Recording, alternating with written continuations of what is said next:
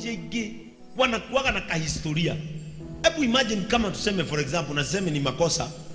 Mimi najua Mungu hakuna mahali hawezi toa mtumishi wa Mungu. Nimesema ana mazoea. Hebu imagine tuseme mimi nimelelewa Runda ama Muthaiga na nilisomea group of schools. Sijawahi kosa kiatu, sijawahi kosa tai. Kinyasa nimesoma na 8 mpya kila siku yake. Alafu siku ya sports navaa traki. Uniambie hapa mbele ningekuwa na kuweka uchungu unakaa na magani wakati umefungiwa nyumba. Ninapo kupea historia ya maisha ya Bishop. Ati kanisa, wacha niwaambie, Mungu ni mwaminifu. Kuna siku nilitoka barabarani nikitaka kwenda maombi, nikapata Mercedes yangu E350 yote imetoka pumzi. Nikaambia mama yangu anikubalia niende na Lexus yake 650 na ndio higeiro nyumba.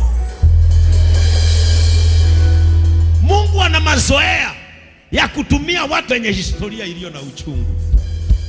Kama unapitia uchungu na ulipitia uchungu, jitayarishe. God was preparing you for someone. One day you shall lift up their spirit. One day you shall encourage your faith.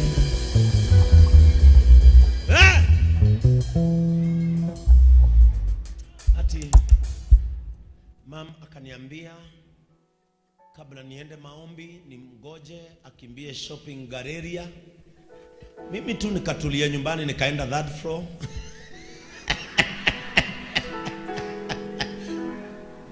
Uko 3rd floor tulikuwa na TV ndogo sana 100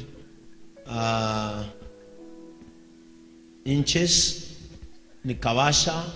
Alafu that time kwetu mambo yalikuwa magumu. Dad hakuwa amelipa DSTV. So nikasema wacha niingie Netflix. Lakini thank God nikapata wifi yetu tunalipanga 30k. Nikapata dad alikuwa amelipa. Alafu nikasema kabla nigoje mam, nikaingia fridge, nikatengeneza sausage 4. Alafu nikaweka juice. Nikaona kwa sababu mam amekaa sana, nikavaa nguo ya kulala inaitwaje.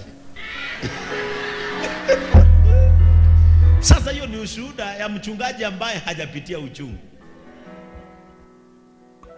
So mimi nikasikia mam amekuja kitu 8, walikuja na marafiki zake, wakaingia house bar. Kulikuwa na wine, mama alikuwa amebuy 80k. Wakaanza ku have fun na my friends zake, na juu mimi nimeokoka. Nikasema acha nitoke 3rd floor juu iko the same. Nikaenda basement.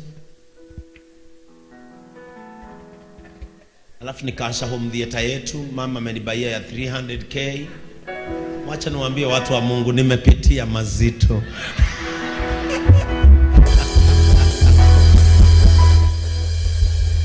Let me tell you, wacha nikwambie, Mungu ana mazoea ya kutumia watu ambao wamepitia uchungu. Na ndio maana Paulo akasema ithuĩ twĩ gĩcinga kĩa mwaki gĩtharĩtwo mwaki-inĩ. Gũtirĩ gĩcinga kĩngĩkwatia kĩngĩ angĩkorwo gĩtitharĩtwo mwaki-inĩ.